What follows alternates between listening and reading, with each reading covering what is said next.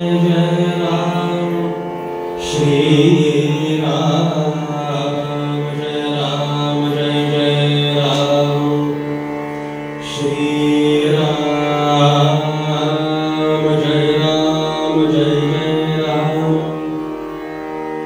श्रीमन्महागणाधिपतये नमः श्री सरस्वत्यै नमः श्री गुरुभ्यो नमः वक्रतुंड महाकाय सूर्यकोटि समप्रभ निर्विघ्नं कुरु मे देव सर्वकार्येषु सर्वदा गुरुर्ब्रह्मा गुरुर्विष्णुः गुरुर्देवो महेश्वरः गुरुः साक्षात् परब्रह्म तस्मै श्री गुरवे नमः। भरतकुल भाग्य कलिके भावरसानंद परिणते सारे जगत अखिल मोहन कले जय जय रंगादि देवते देवी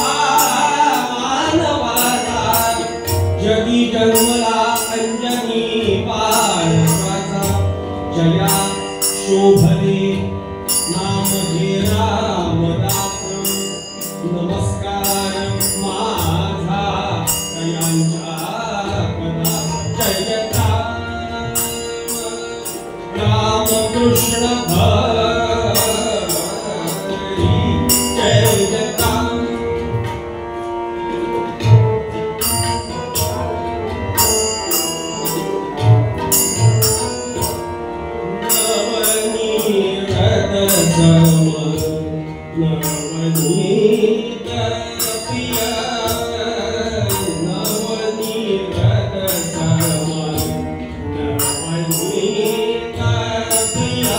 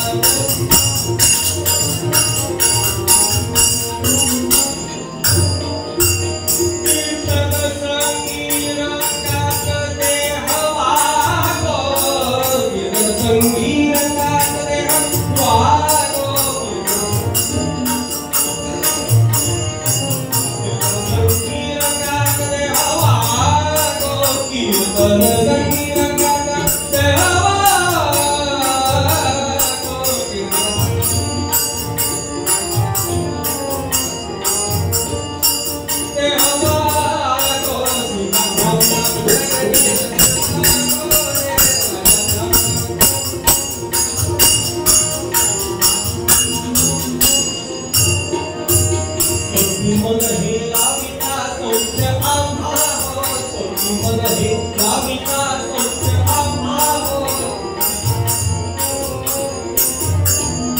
सोपी मन सोपी मन सोपी मन सोपी मन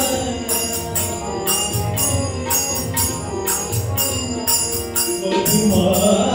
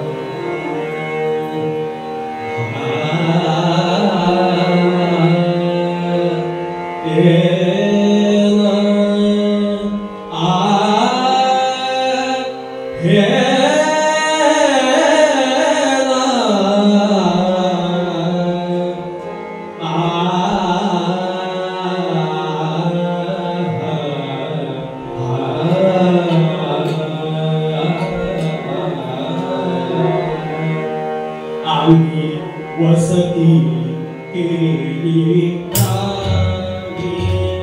आम्ही हो वसती केली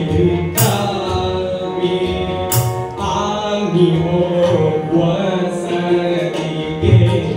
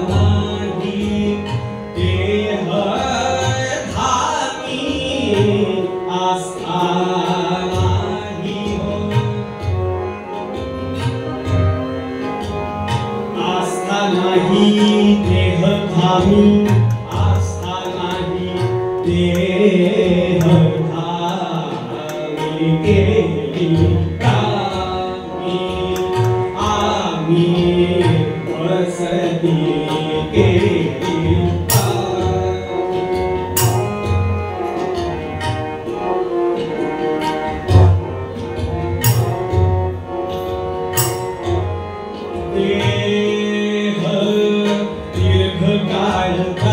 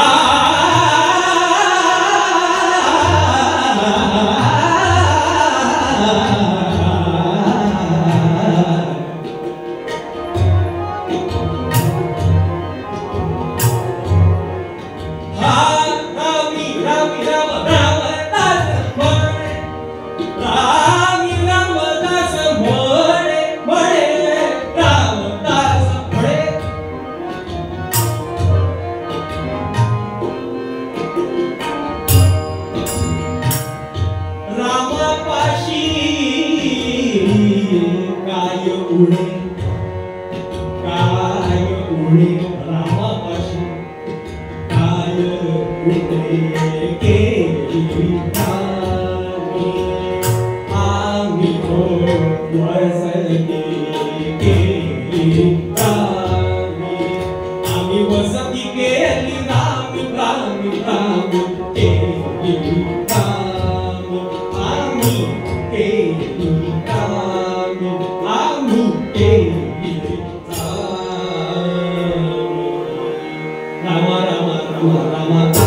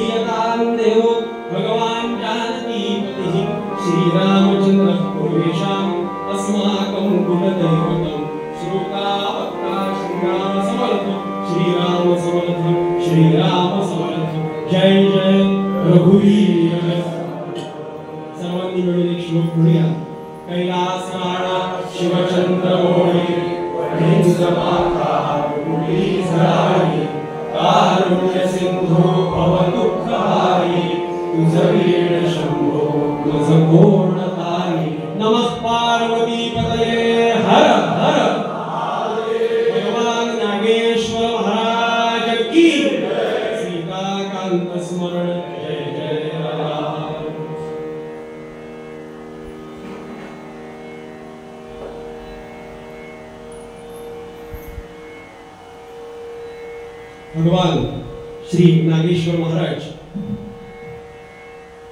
श्री प्रभु रामचंद्र, महारुद्र हनुमंत, सकल स्थानिक देवता, उपास्य दैवत सज्जनगड निवासी श्री समर्थ रामदास स्वामी महाराज यांच्या चरणी नमस्कार करतो. ब्रह्मचिंतनाच्या निरूपणाकरता या ब्रह्मनिरूपणाकरता अतिशय तळमळीने उपस्थित असलेले सर्व परमेश्वर स्वरूप श्रोते, त्या श्रोत्यांच्या चरणी नमस्कार करतो, मनापासून नमस्कार करतो. आमचे उसळणारे दोन्ही कलाकार साथीदार या सर्वांना नमस्कार करतो आणि निरूपणाला प्रारंभ करतो. आपल्याला आता निरूपणाचा विषय नवीन नाही, आता श्रोत्यांनीच सांगा बुवा चुकताय ना असं आहे अशी अपेक्षा करतो. समर्थ रामदास स्वामी महाराज यांचा अभंग आपण या ब्रह्मचिंतनाकरता ब्रह्मनिरूपणाकरता आधार म्हणून घेतला। जेव्हा आपण एखादी गोष्ट सिद्ध करायला जातो प्रमाण देऊन, तेव्हा त्याला आधार दिल्याशिवाय ती सिद्ध होत नाही। माणसाला ठेवायचंय हो, बिल्डिंग करायची आहे, पण आधार पाया मजबूत ठेवावा लागतो। संतांच्या आधाराशिवाय दुसरा कुठलाही आधार नाही की ज्या योगे निरूपण सिद्ध होईल। श्रोतेहो, असंच जर मी एक एक वाक्य बोलायला लागलो ब्रह्माबद्दल तर तुम्ही म्हणाल बुवा तुम्ही तुमच्या मनाचं सांगताय का? कारण का असं वाटेल तुम्हाला? याचं कारण माहित नाहीये तुम्हाला। ब्रह्मनिरूपण ह्या अगोदर ऐकलं नसेल किंवा ऐकलं असेल तरी 2-4 श्रोत्यांनी ऐकलं असेल, अगोदर कधी ऐकलं असलं तर कोणाच्या वाक्याच्या मुखातून। त्यामुळे संतांचा जेव्हा आधार आपण आपल्या जीवनाला सुद्धा आणि कीर्तनाला सुद्धा जेव्हा घेतो तेव्हा ते निरूपण सिद्ध होतं। समर्थांचाच का घेतला अभंग? तो उपासदेव समर्थ असल्यामुळे समर्थांचा घेतला। कोणाला तुकाराम महाराज प्रिय असतील, कोणाला नामदेव महाराज असतील प्रिय, कोणाला एकनाथ महाराज असतील, तर त्यांचे सुद्धा ब्रह्मचिंतनावरती निरूपण गाथेमध्ये उपलब्ध आहे। श्रोतेहो, प्रत्येकाला ब्रह्माचा अनुभव कसा आला त्यांनी त्याच्या शब्दात सांगितला। त्याप्रमाणे समर्थांनी आपला हा अनुभव या अभंगातून सांगितला। अभंगाचे शब्द पुन्हा एकदा रोजच सांगतो म्हणजे काय, संपन्नतेच्या कीर्तनापर्यंत पाठ होईल श्रोत्यांचा अभंग। अभंगाचे शब्द समर्थ म्हणतात, आम्ही वसती केली रामी, आस्था नाही देहधामी।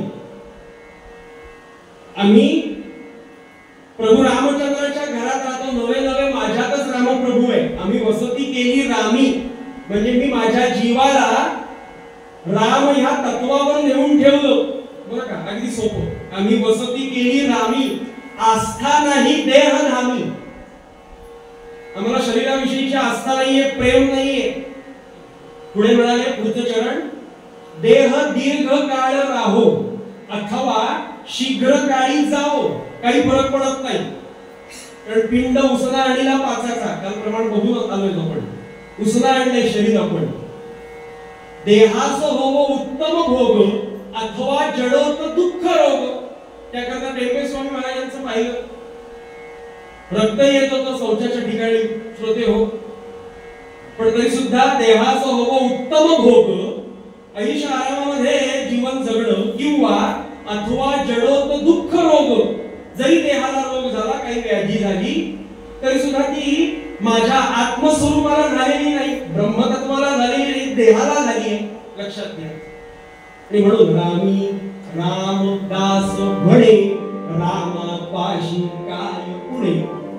एकदा का रामप्रभू माझ्या हृदयात आहे हे आता आपल्याला कळलंय बरं का, फक्त त्याचा अनुभव नाहीये एवढंच। एखादी गोष्ट कळणं बरं का आणि त्या कळलेल्या गोष्टीचा अनुभव येणं फार जमीन आसमानाचा फरक आहे। म्हणून अगदी उदाहरणच द्यायचं तर संतांनी आपल्या दासगणू महाराजांनी महाकवी कालिदास आणि संत यामध्ये फरक सांगितलाय। महाकवी कालिदास सुद्धा पंडित श्रेष्ठच, त्यांनी रामाविषयीच्या कल्पना, रामाविषयीची पद, रामाविषयीची काव्य, रामाविषयीचे संस्कृत श्लोक लिहिले। इतके सुंदर श्लोक लिहिलेत श्रोते हो, संस्कृत वाङ्मय आहे कालिदासांचं। पण संतांपेक्षा ते श्रेष्ठ नाहीत का? याचं कारण काय? तर कालिदासांच्या या कल्पना आहेत, राम असे आहे, राम तसे आहे, त्यांना रामप्रभूंची प्राप्ती झालेली नाही। त्यांनी याची देही याची डोळा रामप्रभूला किंवा भगवंताला पाहिलेला नाही।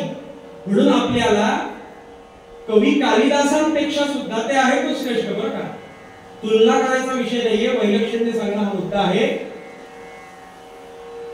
पण संतांना का वंदनीय मानायचं समजायचं? तर आमच्या ज्ञानेश्वर महाराजांनी पाहिलं, रूप पाहता लोचनी सुख झाले हो साजणी।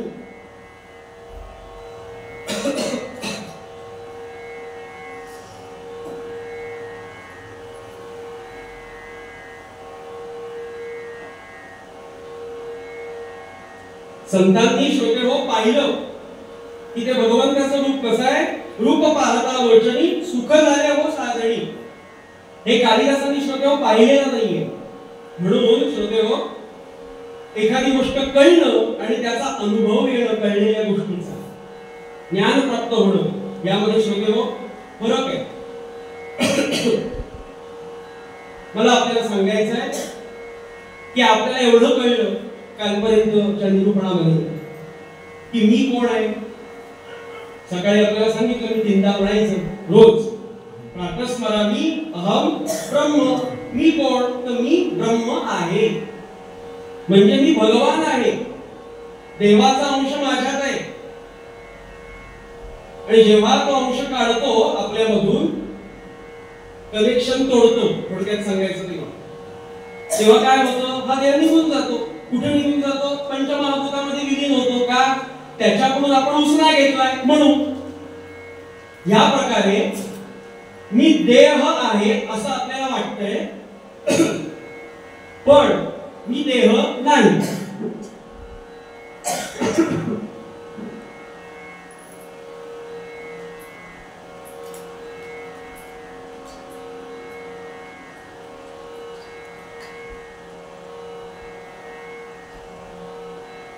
मी देह आहे असं आपल्याला वाटतंय, पण मी देह नाही. श्रोते हो, असं आहे, विचार करत असताना श्रोते हो दोन्ही प्रकारे विचार करावा लागतो. कसा? तर जी गोष्ट मी आहे म्हणजे अशा चांगल्या गोष्टीचा सुद्धा विचार करावा लागतो, आणि मी नाही म्हणजे वाईट गोष्टीचा सुद्धा विचार हा करावाच लागतो. शिकत असताना कुठली गोष्ट लहानपणी आपल्याला माहिती आहे सगळ्यांनाच की आपल्याला आई वडील शिकवत असताना एखादी गोष्ट दोन्ही प्रकारे शिकवतात. चांगली गोष्ट आहे ही करायची म्हणून शिकायचं, आणि ही सुद्धा वाईट गोष्ट शिकवावी लागते. वाईट गोष्ट शिकवावी का लागते आणि कशा करता शिकवावी लागते? हे करू नये म्हणून शिकवावी लागते. बरं का? ज्ञान देत असताना श्रोते हो सद्गुरू दोन्ही प्रकारचं ज्ञान देतात. जे चांगलं आहे त्याचंही ज्ञान देतात आणि जे चांगलं नाही त्याचंही ज्ञान देतात. का? हे करू नये म्हणून. बरं का? एक दृष्टांत देतो.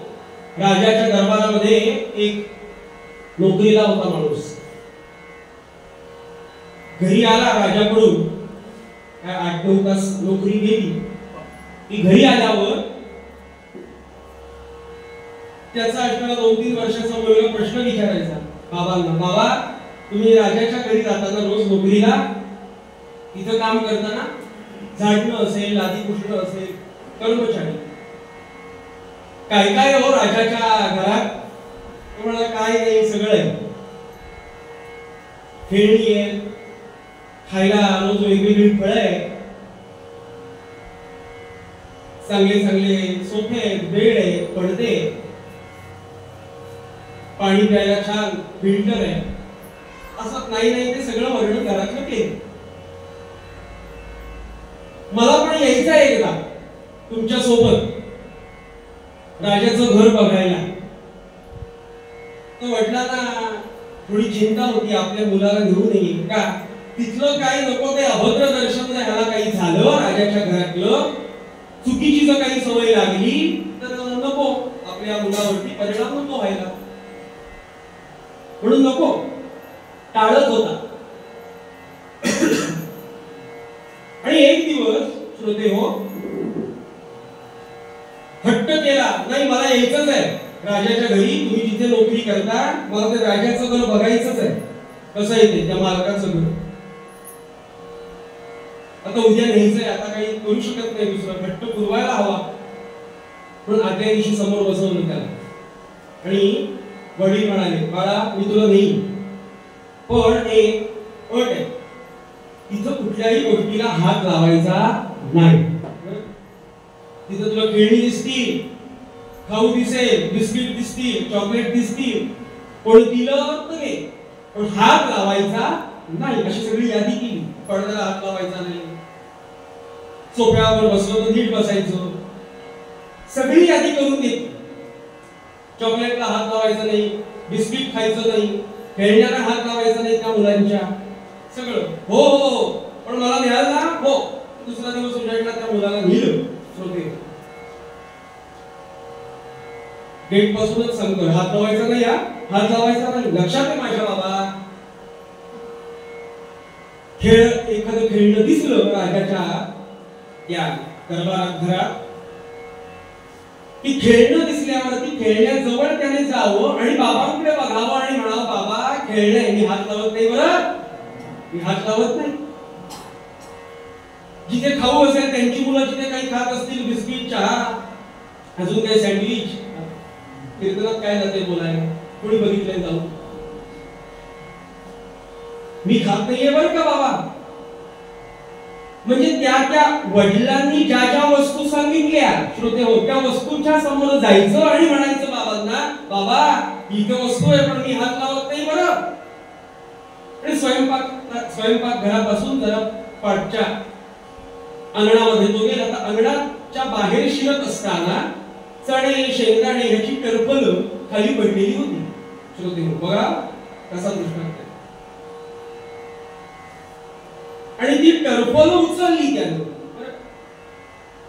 दोन्ही खिशामध्ये, वरच्या खिशामध्ये भरली त्याने. इतकी टरफल चणे शेंगदाणे भरली. बाबा आले पाठवून, बाळा काय करतोयस? ही शेंगदाण्याची टरफल आहे, चण्याची टरफल आहे सगळी. तुम्ही सांगितलेल्या यादीमध्ये ही टरफल नव्हती. दृष्टांत संपला. काय सारांश याचा? या मुलाकडून अख्खी यादी पाठ करून घेतली त्या बापानं, की तिथं गेलं का हात लावू नको, तिथं गेलं की ह्याला हात लावू नको, त्याला हात लावू नको. त्यामुळे त्याला असं वाटलं की ह्या यादीत हे नाहीये, ह्याला हात लावलेला चालेल. श्रोतो, ह्याला शिक्षण म्हणत नाही. राजाकडे ह्याला हात लावू नको, त्याला हात लावू नको, कशालाच हात लावू नको, तिथे मातीला सुद्धा, दगडाला सुद्धा. श्रोते, म्हणून शिकवत असताना मी देव आहे, सॉरी मी ब्रह्म आहे. श्रोते हो, आणि मी देह नाही, तर मी देह नाही ह्याचा विचार कशा करता करायचा आहे? तर मी नाही म्हणूनच करायचा. आणि मी ब्रह्म आहे म्हणजे मी भगवत स्वरूप आहे ह्याचा विचार कशाला करायचा? मी ते आहे हो, मी ते तत्व आहे म्हणून त्याचा विचार करायचा. विचार करत असताना, एखादी गोष्ट शिकत असताना दोन्ही प्रकारे शिकावी लागते. वाईट गोष्ट ही शिकावी लागते ते करू नये ह्या करता, आणि चांगली गोष्ट शिकावी लागते ते करण्या करता. म्हणून असं असणारं बहुमोल शरीर आपल्याला मिळालंय, उभा ठेवलाय देह, आपला शरीर उभं ठेवलंय. अनुकूल आहे ब्रह्म स्मरण करण्याकरता. हा देह अतिशय अनुकूल आहे या विषयाकरता. आणि म्हणून आपण प्रथम श्रेणी तो देहाच्या शरीराच्या दृष्टीने. गव्हर्नमेंट नोकऱ्या असतात की नाही, सरकारी नोकरी बदल्या होतात बघा. बँकेमध्ये असतील, शिक्षक मंडळ असतील, अजून कोणी असेल, बदल्या होतात. तर चतुर्थ वर्णाच्या ज्या असतात ना नोकऱ्या, बदल्या होतात. त्यांना राहण्याकरता क्वार्टर्स वगैरे सगळे असतात, राहण्याची सोय तशी त्याप्रमाणे असते. तर चतुर्थ प्रकारच्या वर्णाच्या लोकांना राहण्याची सोय कशी असते? एक खोली असते, एक छोटंसं स्वयंपाक घर असतं. तुम्ही तुमचा स्वयंपाक करून राहायचं. तुम्हाला काय असेल दिलं जाईल, भत्ता वगैरे. चतुर्थ श्रेणी. तृतीय श्रेणी जरा खोली अजून मोठी, बरं का, खोली अजून मोठी, स्वयंपाकघर अजून मोठं. द्वितीय श्रेणी एक चांगलं घर. श्रोते हो, आणि प्रथम श्रेणी मोठा बंगला 2-3 मजल्याचा, त्यामध्ये सगळ्या सोयी. सगळ्या सोयी म्हणजे रोजच्या जीवनावश्यक. अर्थात जीवनावश्यक ठरलं पाहिजे बरं का, काय जीवनावश्यक असतं ते. एसी आहे, कूलर आहे, पंखा आहे, झोपण्याकरता बेड आहे, साहेब करण्याकरता, अशी लाचारी करण्याकरता एक कर्मचारी आहे, सर म्हणण्याकरता ड्रायव्हर आहे, गाडी आहे 4 चाकी मिळालेली. असा हा प्रथम श्रेणी म्हणजे काय? आपला देह आहे. पण बदली कशा करता झाली आहे आपली ह्या देहात? प्रथम श्रेणी. आपण चतुर्थ श्रेणी, तृतीय श्रेणी, द्वितीय श्रेणी या सगळ्यातून बदली करून हा देह आलेला आहे आणि प्रथम श्रेणीत आता आलेला आहे. म्हणजे थोडक्यात बंगल्यात आलोय आपण. सगळं दिसतंय. सगळं म्हणजे काय? विषय सुख, एसी, कूलर, पंखा. कशा करता बदली केली आहे? श्रोते हो, त्या माणसाची, त्या कर्मचाऱ्याची प्रथम श्रेणीमध्ये एसीचा आस्वाद घ्यायचा पण तो 4-5 तास. पंख्याचा आस्वाद घ्यायला आस्वाद घ्यायचा, पण जेव्हा घ्यायचा आस्वाद तेव्हाच घ्यायचा.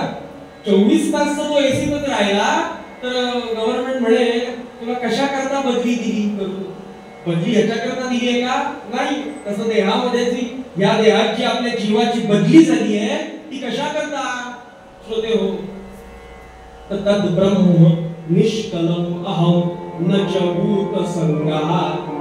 ते ब्रह्म तत्व म्हणजे मी आहे, अवयव नसलेलं, पंचमहाभूतांनी नसलेलं असं ब्रह्म तत्व म्हणजे मी आहे हे जाणण्याकरता आपली ह्या देहात बदली झाली आहे. म्हणून बघा, ब्रह्मदेवाने ना, परवा बोललो मी, 83,99,999 एवढे सगळे निर्माण केले. निर्माण केल्यावर असं बघितलं फक्त ब्रह्मदेवाने काय मी निर्माण केले, म्हणजे देव आपल्यावरच हसला. आपण देवावर हसलो का, काय निर्माण केलेस? ब्रह्मदेवाला हसायला आलं स्वतःवरच, काय मी? परमात्म्याला सुद्धा वाईट वाटलं, दुःख झालं. मी जे 83,99,999 निर्माण केले, बघा, निर्माण झाल्यावर ते बघलं आणि बघितल्यावर कळले ब्रह्मदेवाला.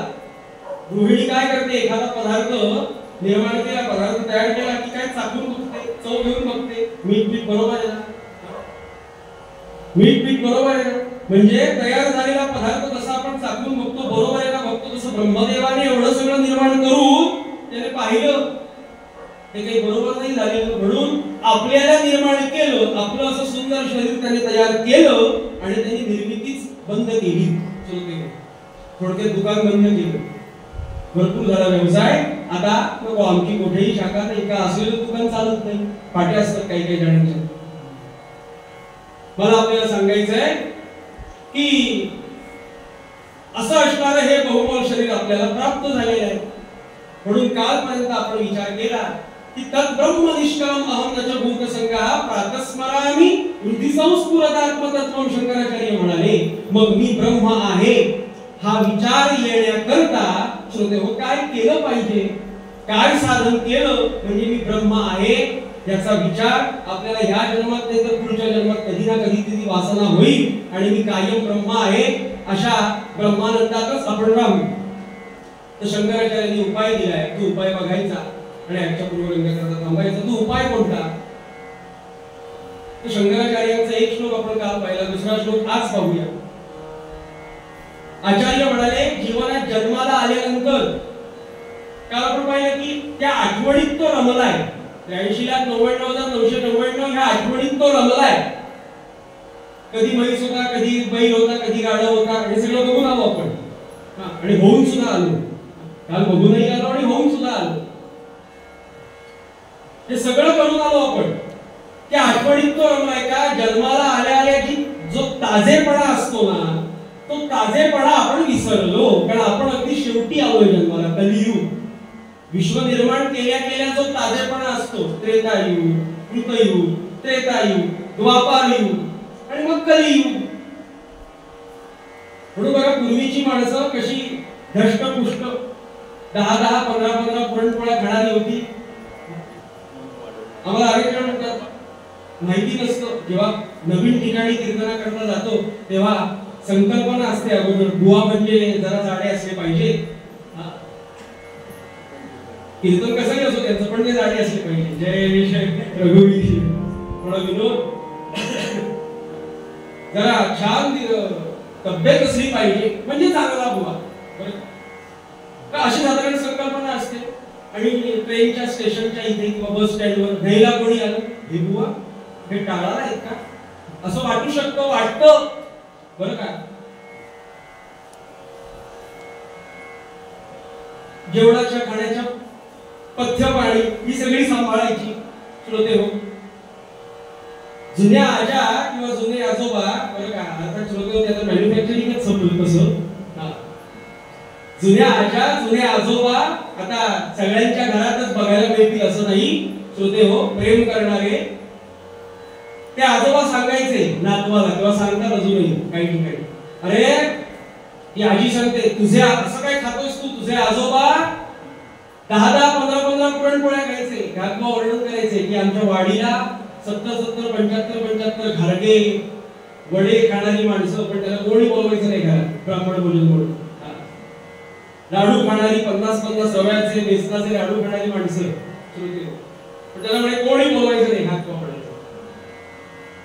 आजी काय सांगायची, तुझे आजोबा 10-15 पुरणपोळ्या खायचे, पण ती आजी अर्ध सत्यच सांगायची, नुसते खायचे एवढंच सांगायची. पुढचं अर्ध वाक्य ती कधी सांगायची नाही, सांगितलं नाही. पण कौतुक कसं करणार हो, जय जय रघुवीर. ते अर्ध सत्य पुढचं काय तिनं सांगायला पाहिजे की अरे बाळा, तुझे आजोबा तसे 10-15 पुरणपोळ्या खायचे, तसे ते 10-15 किलोमीटर चालत होते, पायी प्रवास होती बरं का.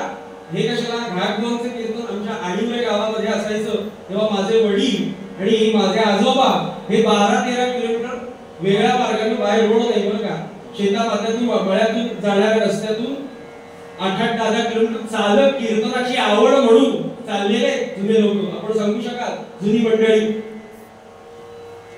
कारण तेवढे श्रम शारीरिक झाल्यावरती तेवढी भूक लागलीच पाहिजे. आमच्यासारख्या एका दीड पोळी बस असं नाही. मला आपल्याला सांगायचंय काय की तो ताजेपणा होता पूर्वीच्या बघा. विश्व निर्माण केल्या ब्रह्मदेवाने कृतयुग, त्रेतायुग, द्वापारयुग. आपण अगदी फार आता मळलोय कलियुग म्हणजे. लक्षात घ्या, सगळ्याचं विस्मरण झालंय. मग हे विस्मरण जे झालंय त्याचं स्मरण व्हावं याकरता आचार्यांचा श्लोक मी आपल्याला सांगतो. काय विचार करायचा या जीवनामध्ये म्हणजे आपण ब्रह्मतत्वापर्यंत जाऊ शकतो.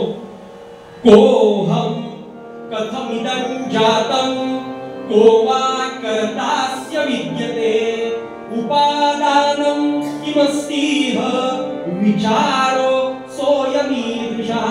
आचार्य शंकराचार्य महाराज की. काय वर्णन आहे, कोणता विचार करायचा आचार्यांनी सांगितलं बघा. कोहम कथमिदं जातं को वा कर्तास्य विद्यते उपादानं किमस्तीह विचारो सोयमीदृशः. आचार्य म्हणाले कुठला विचार करायचा, तर कोहम पहिला शब्द यावरतीच बोलू, बाकी उद्या. कोहम म्हणजे मी कोण आहे. तर मी कोण आहे असं आपण काय समजतोय, जे समजून नाहीये ते समजतोय आणि जे समजायला पाहिजे ते समजत नाही.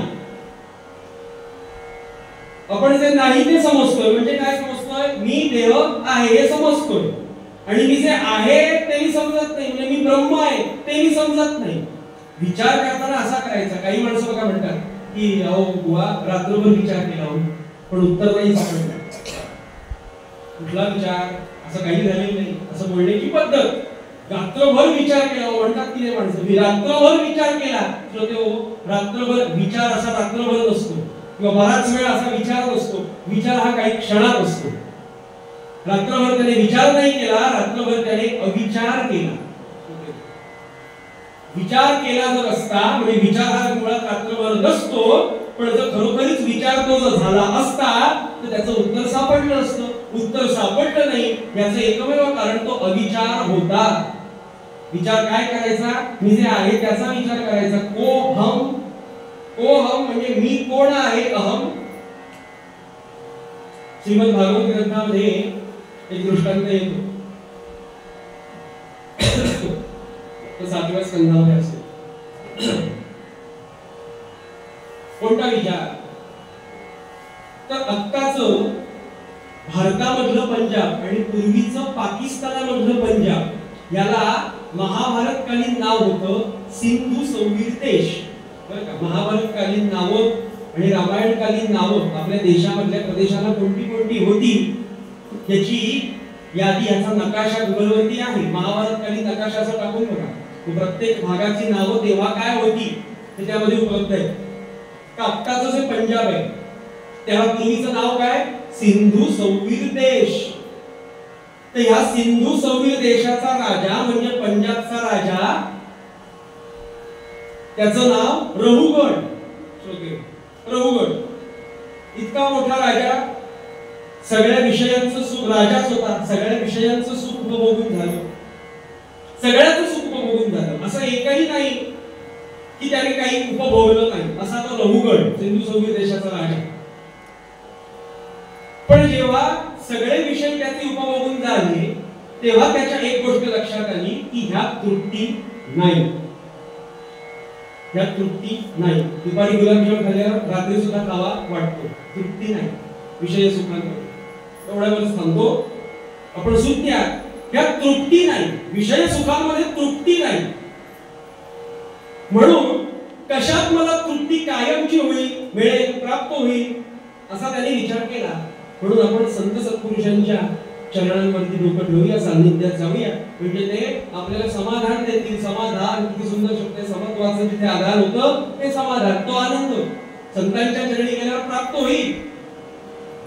म्हणून कोणाकडे जायचं होतं? सिंधू समीर देशाचा राजाने ठरवलं रोगणाने कोणाकडे जायचं. तर त्याने नाव ऐकलं होतं कलकत्त्याचे कपिल महामुनी. आपण ऐकलं असेल ना, कलकत्त्याचे कपिल महामुनी. हे कोण? आपल्याकडे 18 पुराण, 6 शास्त्र आणि 4 वेद आहेत. त्यातली जी 6 शास्त्र आहेत त्या 6 शास्त्रांपैकी सांख्य नावाचं शास्त्र ज्यांनी सांगितलं, ज्यांचा अवतार झाला ते कोण? कपिल महामुनी. त्यांच्याकडे आपण जाऊया. पालखीत बसला, 4 जणांनी 4 ठिकाणी पालखी धरली. पालखीत बसला रघुगण आणि पालखी निघाली. मला जायचंय कलकत्त्याला. सिंधू समीर देशातून, म्हणजे आजचं पंजाब, तिथून तो कलकत्त्याला निघाला. पालखी निघाली. झालं काय? 4 जण पालखी उचलण्याकरता, जुन्या पालख्या, आता काही ठिकाणी 4च लागतात, असे 4 पालखी उचलण्याकरता. लोकांना कळेल नक्की कुठे जात आहे. 4 आहे, पण राजा आहे बाबा, पालखीतून नेतील काही सांगता येत नाही. त्या 4 एकाची तब्येत बिघडली. एकाची तब्येत बिघडली असं म्हणणं नाही. आता पालखी कशी पुढे जाणार? बाकीच्या 3 विचार केला, हे राजाला कारण सांगून उपयोगाचं नाही. तब्येत बिघडली, राजा म्हणे दुसरी सोय बघायची, सहकारी कोणतरी बघून ठेवायचा एखादा 5वा. 3 चालतात म्हणून प्रत्येक ठिकाणी 3 नको. जय जय रघुवीर. सगळ्याच ठिकाणी 3 शोभून दिसत नाही, काही ठिकाणी शोभून दिसतात. चांगलं चाललंय.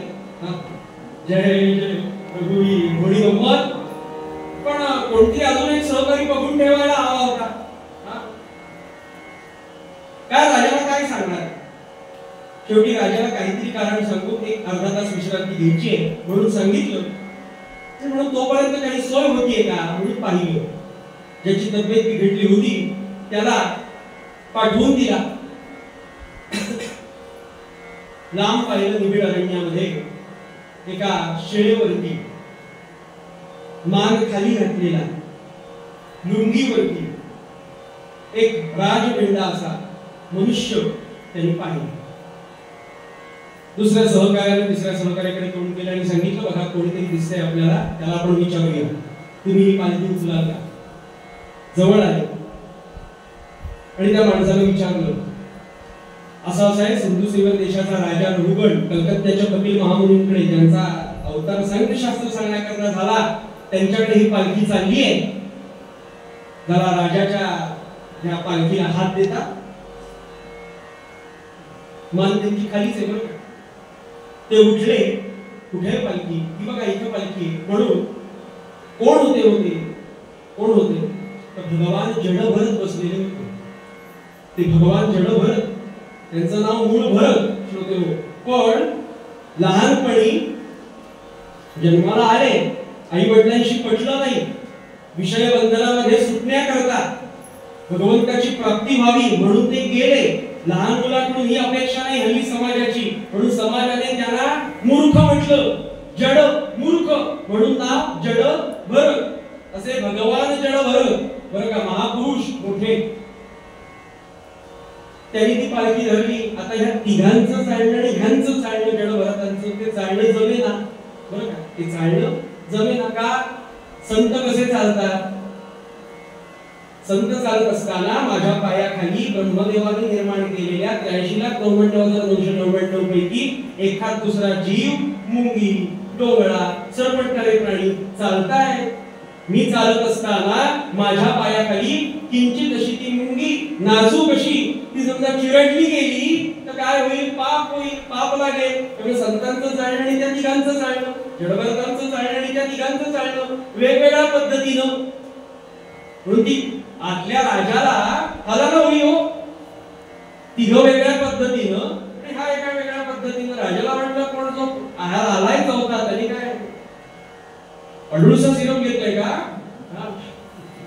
घेतलंय का? का बाबा असं होतंय? रांगत रांगत का जातोय?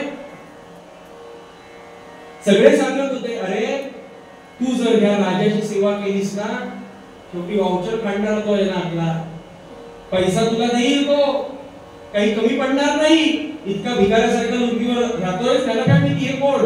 भिकाऱ्यासारखा तू राहतोय, तुला तो काही कमी पडू देणार नाही, तू म्हणशील ते नाही. राजा, अरे नीट चाल, पण नाही. यांचं वागणं, यांचं चालणं आणि त्यांचं चालणं जमीन आसमानाचा फरक. शेवटी पालखी थांबली, राजा खाली उतरला, राजाने तलवार काढली आणि जडभरतांना प्रश्न विचारला, अरे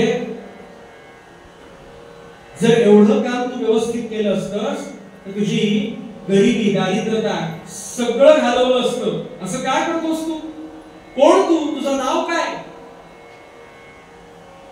तुझं नाव काय? एक नाही, दोन नाही, मान खाली आहे. सगळे संतांना त्यांची मान खालीच असायची बघा, अशी अशी. शंकराचार्य म्हणाले 2-4 फुटापेक्षा जास्त पाहू नये. असं बघणे जगामध्ये काही नाही बरं का. त्यामुळे 4-5 फुटाच्या पेक्षा वरचं बघायचं नाही, पुढचं बघायचं नाही. म्हणून सगळे समर्थ, तुकाराम महाराज, नामदेव, एकनाथ, तुलसीदास, मीराबाई, जनाबाई, हे सगळे अशा बघायचे. मी असं बघतोय म्हणजे श्रोता म्हणून बरं का. ह्या पद्धतीनं एक नाही, दोन नाही, कोण नाव काय तुझं? उत्तर नाही. शेवटी राजा भडकला आणि रघुगणाने विचारलं, अरे त्या भगवंताचं नाव घेऊन तरी सांग तुझं नाव काय? तर भगवंताचं नाव घेऊन म्हणजे भगवंताची शपथ घ्यायची, नाव सांग म्हटल्यावरती तेच भगवान जडभरत, ते भगवान जडभरत, त्या जडभरतांनी असे होते ते फक्त असे झाले आणि सांगितलं, अरे जगातला फार मोठा प्रश्न विचारलास. काय? तू कोण आहेस? तुझं नाव काय? फार मोठा जगातला प्रश्न विचारलास. अरे हा प्रश्नाचं उत्तर मिळण्याकरता माणसं मरतात, जन्म वाया जातो माणसांचा, पण ह्या प्रश्नाचं उत्तर मिळत नाही, मी कोण आहे? आणि जेव्हा असा प्रश्न विचारला जगातला, तू फार मोठा प्रश्न विचारलास राजा मला की तू कोण आहेस, पण मी तुला विचारतो तू कोण आहेस? असा राजाला उलटा प्रश्न जडभरतांनी विचारला. आणि सिंधू सौमिक देशाचा असणारा राजा रघुगण उत्तर देतो, महाराज कळलं काहीतरी सिद्धी प्राप्त आहे. मी तरी स्वतःला सिंधू सौमिक देशाचा राजा रघुगण समजतो. असं त्याचं उत्तर आल्यावरती श्रोते हो, भगवान जडभरत प्रश्न उलटा विचारतात, सिंधू सौमिक देशाचा राजा रघुगण त्यातला तू कोण आहेस? झोपले नाहीये आणि त्या दुसऱ्याला सांगू नका. सिंधू सौमिक देशाचा राजा रघुगण त्यातला तू कोण आहेस असं विचारल्यावरती समजलं. तलवार जी काढलेली होती रघुगणने ती ठेवली, नतमस्तक झाला आणि म्हणाला, मी या जगात कोणाला घाबरत नाही बरं का महाराज. मी इंद्राला हरवलं, सगळ्यांना हरवलं, पण मी घाबरतो फक्त एका गोष्टीला. कोणत्या गोष्टीला? संत सत्पुरुषांच्या, ऋषीमुनींच्या शापाला घाबरतो. मला कृपया शाप देऊ नका, पण मला खरंच माहिती नाही, मी तरी स्वतःला सिंधू सौमिक देशाचा राजा समजतो. आपण कोण आहात मला सांगा महाराज. आपण जडभरत म्हणाले, अरे माझ्या प्रश्नाचं उत्तर न देता तू मलाच उलटा परत प्रश्न विचारतोयस, तू कोण म्हणून, तुम्ही कोण म्हणून, काय तुझं नाव, कोण तू? मी तरी बाबा मला सिंधू सौमिक देशाचा राजा रघुगण असं समजतो. बरं, सद्गुरू कसं करतात बघा, सोडवतात कसं बघा, बंधनातून. हे जे तू सगळं सांगितलं, सिंधू सौमिक देशाचा राजा रघुगण, ह्या मधला सिंधू सौमिक देशाचा राजा हे पद आहे हो, हे तुला कधी मिळालं?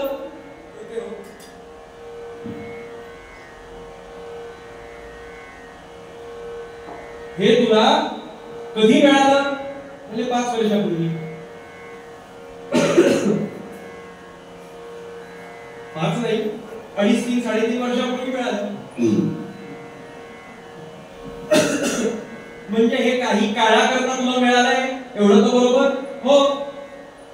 म्हणजे जेव्हा तू ह्या पदाचा राजीनामा देशील, सिंधू सौमिक देशाचा राजा, तेव्हा तुला हे पद सोडावं लागेल. मग तू कोण असशील? रहुगण, दुसरा कुठला तरी उप होईल. उप म्हणजे त्याच्या खालोखाल बरं का, म्हणून उपवास. उपवास म्हणजे काय? उप, त्याच्या खालोखाल म्हणजे काही वेळानं हा मुख्य होणार. बरं का, कळलं तर बघा, त्याचं सोडून द्या. या पद्धतीनं तू दुसऱ्या कुठल्या तरी पदावर जाशील म्हणजे ते तू म्हणशील. मग हे कायमचं आहे का तुला पद मिळालेलं? नाही, सोडून द्या. राहिलं काय? मी रहुगण. रहुगण हे नाव तुला कुणी ठेवलं? म्हणजे आई बाबांनी ठेवलं. आई बाबांनी ठेवलं, बरोबर आहे. आपल्या संस्कृतीमध्ये, आपल्या धर्मामध्ये एकमेकांना नाव आणि हाक मारण्याकरता नाम ही व्यवस्था आहे. श्रोते, नाम ही व्यवस्था आहे. त्यामुळे तुझ्या आई वडिलांनी रहुगण ठेवलं म्हणून तू रहुगण सांगतोस. बहुगुणी ठेवलं असतं तर एकही गुण नाही तुझ्यात, पण बहुगुणी ठेवलं असतं तर बहुगुणी म्हणून हाक मारली असती. रहुगणी काढून काय उरलं? काय? मी. मी उरलं. आता मी हे सर्वनाम प्रत्येकाचं आहे, तुझ्या मालकीचं नाहीये. यांना विचारलं तुमचं नाव काय, तर माझं नाव म्हणजे मी. हा माझं नाव, यामध्ये मी हे आलं सर्वनाम. मी हे सर्वनाम प्रत्येकाचं आहे. कोणालाही विचारलं तुमचं नाव काय, की मी हे सर्वनाम, त्याला अभिप्रेत आहे, कायम आहे. म्हणजे मी हे सर्वनाम सुद्धा तुझं नाही. मग राहिलं काय? आपलं असं काही नाही. ह्या सगळ्या उपाध्या आहेत. म्हणून परवा म्हटलं, किंवा काल म्हटलं मी, की आपण जी उपाधी म्हणतो, मी कीर्तनकार, मी डॉक्टर, मी सीए, मी इंजिनियर, त्या पुढच्या इंजिनियर आणि डॉक्टर यामध्ये आपला आनंद नाहीये. आपला आनंद मी मध्ये आहे, कारण मी डॉक्टर आहे. काय समजलं? मी इंजिनियर आहे, मी कीर्तनकार आहे. मी हा आनंदाचा विषय आपल्याकरता. जडभरत म्हणाले, त्या मीच्या ठिकाणी आपल्याला मी ही जाणीव कशा करता आहे, तर आत्मस्वरूप आपलं बोलतं. त्या मीच्या ठिकाणी तू काय कर? मना वासना वासुदेवी वसुदे. त्या मीच्या ठिकाणी मी तो नसून ते ब्रह्मतत्व आहे असं म्हण. बरं का, मी ब्रह्म आहे असं एकदा तू विचार केलास की कोहम याचं उत्तर सापडलं. म्हणून आचार्य म्हणाले, कोहम कथमिदं जातम. हे जग निर्माण कसं झालं, याचं निमित्त कारण काय, याचं उपादान कारण काय, हे विचार कसला करायचा? या जन्मामध्ये येऊन विचारो स्वयमी दृश्यः कोहम. मी कोण आहे याचा विचार करायचा. विचार करणं अत्यंत महत्त्वाचं आहे बरं का. विचार करता आला पाहिजे, विवेक करता आला पाहिजे क्षणात. नाहीतर खूप प्रचंड काहीतरी, महाभयानक काहीतरी होऊ शकते विचार जर केला नाही तर.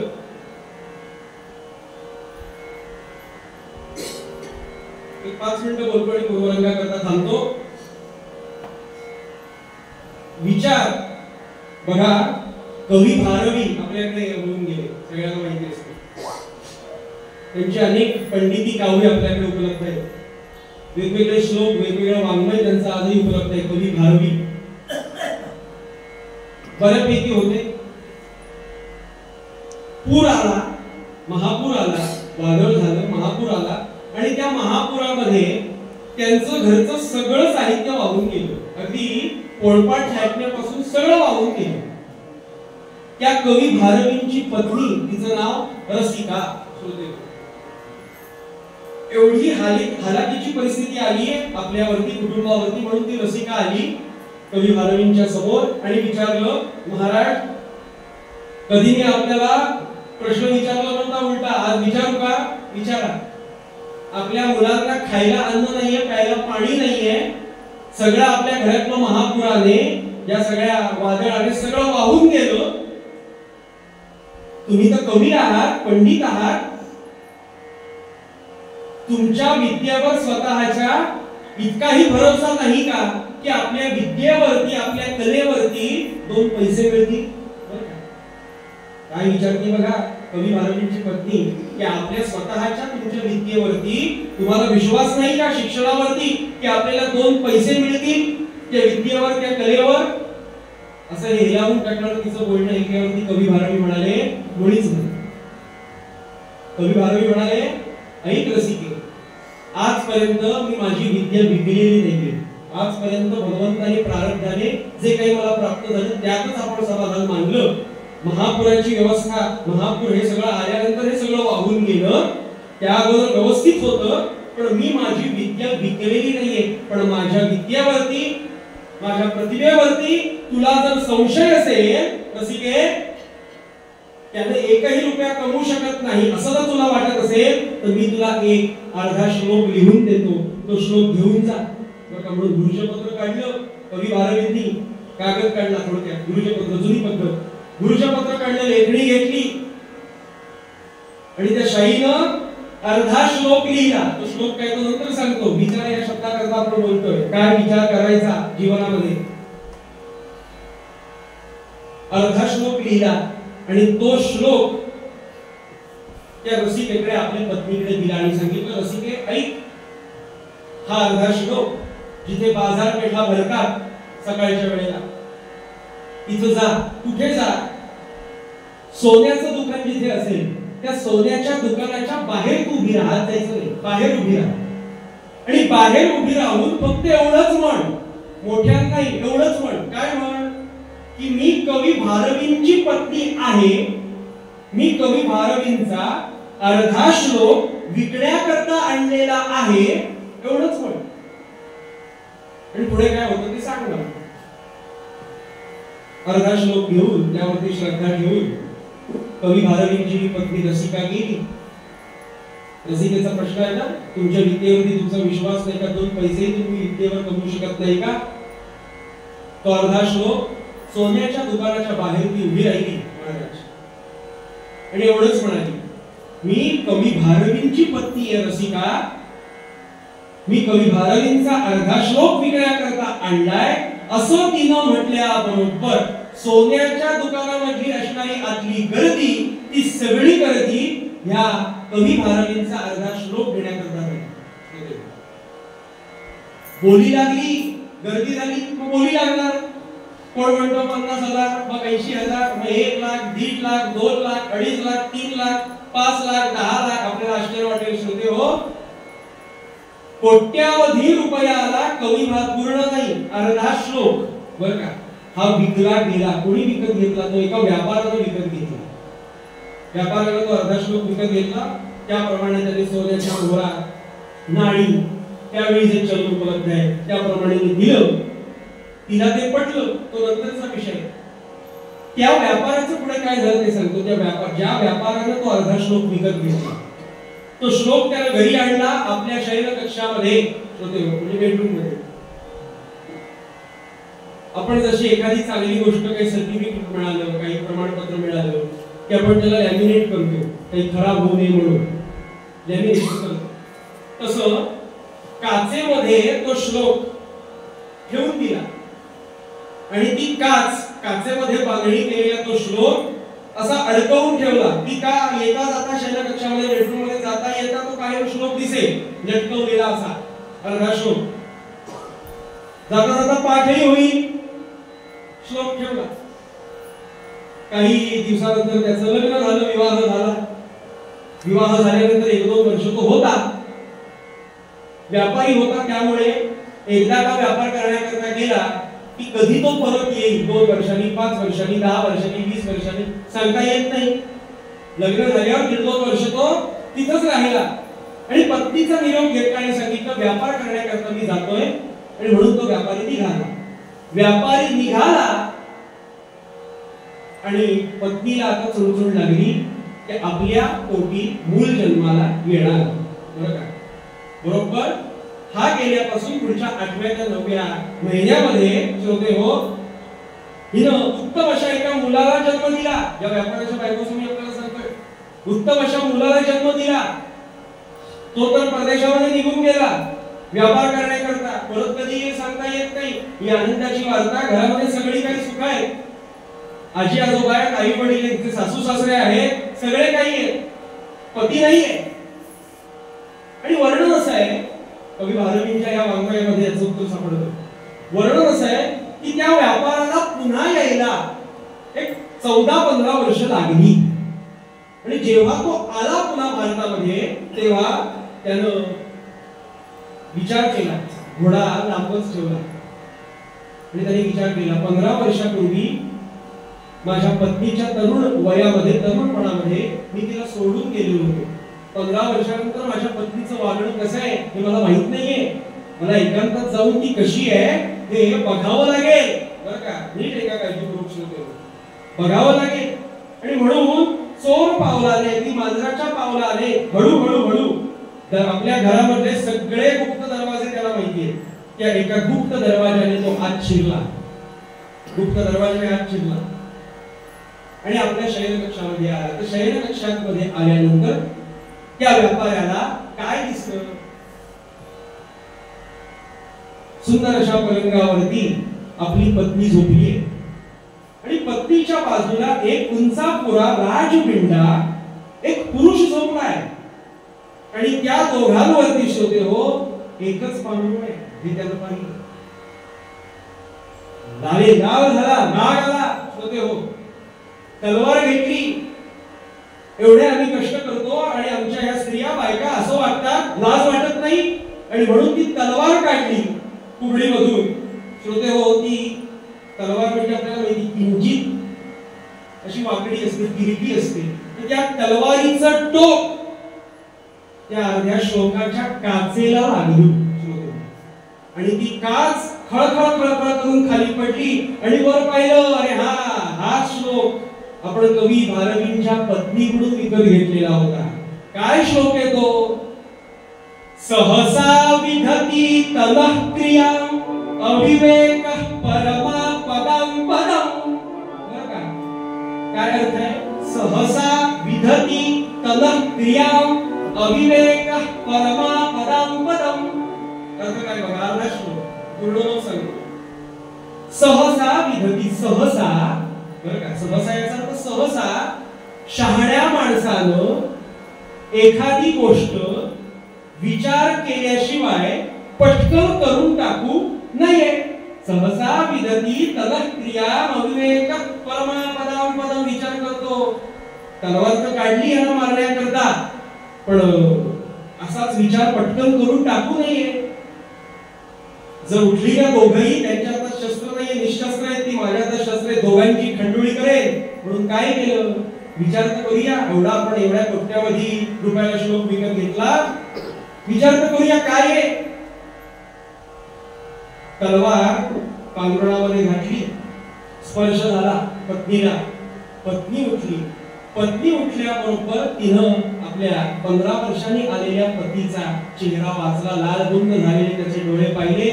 त्याचं अंतःकरण काय सांगतंय हे पत्नीनं ओळखलं आणि पत्नी फक्त एकच वाक्य म्हणाली बाजूच्या असलेल्या पुरुषाला. काय म्हणाली? बाळा, तुमचे पिताजी आलेत, उठा. बाळा, तुमचे पिताजी आलेत, उठा. हे वाक्य ऐकल्यावरती श्रोते हो, तो जो व्यापारी होता तो ढसा ढसा रडला. त्याने विचार केला, कवी भारवीकडून जो आम्ही अर्धा श्लोक विकत घेतला कोट्यावधी रुपयाला, आज जर मी या दोघांना मारलं असतं, माझी पत्नी तर गेली असती, पण माझं पोटचं लेकरू गेलं असतं. हो, माझा मुलगा आहे 15 वर्षाचा, तो लक्षात ठेवा, 15 वर्षाचा तो मुलगा आहे माझा. वाईट वाटलं व्यापाराला, पण आता ज्याने आपल्याला शहाणं केलं, ज्या श्लोकाने विचार करायचा, त्या कवी भारवीकडे जाऊया आणि काय पूर्ण श्लोक आहे तो विचारूया त्यांना. आणि म्हणून कवी भारवीकडे आले आणि कवी भारवींना म्हणाले, तुमच्यामुळे मला विचार का करायचा, कसा करायचा हे कळलं. तुम्ही श्लोक पूर्ण करा. होतो अर्धा श्लोक घेतला होता, श्लोक पूर्ण करा. हवं तर किती कोट्यावधी मी विद्या विकत नाही म्हणाले. तो एकमेव माझा अर्धा श्लोक विकला गेला. त्याच्या अगोदर कधी मी काही माझी विद्या विकली नाही, आताही विकणार नाही. पण आमच्या काही अंतर्गत गोष्टीमुळे तो विकण्यात आला होता. असो, कल्याण झालं. पुढचा श्लोक सांगतो. सहसा विधती तनः क्रिया अविवेक परमा पदं पदं. पुढे म्हणाले, गुरुते हि मूर्षकारिण गुणलुब्धा स्वयमेव संपदा. आचार्य शंकराचार्य महाराज की. काय म्हणाले कवी भारवी पुढे? गुरुते हि मूर्षकारिण गुणलुब्धा स्वयमेव संपदा. त्याचा अर्थ काय? कवी भारवी म्हणतात, आधी अगोदरच्या श्लोकाचा अर्थ पुरुषाशी जोडतो. सहसा शहाण्या माणसानं एखादी कृती विचार न केल्याशिवाय करून टाकू नये. म्हणून वृणुते हि वृषकारिणं गुणलब्धा स्वयमेव संपदा. यशलक्ष्मी त्याच्याच गळ्यात माळ घालते. यशलक्ष्मी, एखादा व्यक्ती यशवान होतो, कीर्तिवान होतो, ती यशलक्ष्मी त्याच्याच गळ्यात माळ घालते की जो विचारी आहे. म्हणून लक्षात घ्या, विचार आपण काय करायचा? ओहम. बरं का? हरिदासाची कथा मूळ पदार्थ काय विचार करायचा? तर मी कोण आहे? प्रातस्मरामी अहम ब्रह्म. या ब्रह्मस्वरूपाचं वर्णन काय आहे हे आपण उद्याच्या पूर्वरंगामध्ये बघूया. म्हणून पूर्वरंग अभंगामध्ये आमचे समर्थ रामदास स्वामी महाराज म्हणतात, मला तसा अनुभव आला तसा तुम्हालाही अनुभव येण्याकरता या अभंगाची आपण कास धरा. म्हणून समर्थ म्हणतात, जय जय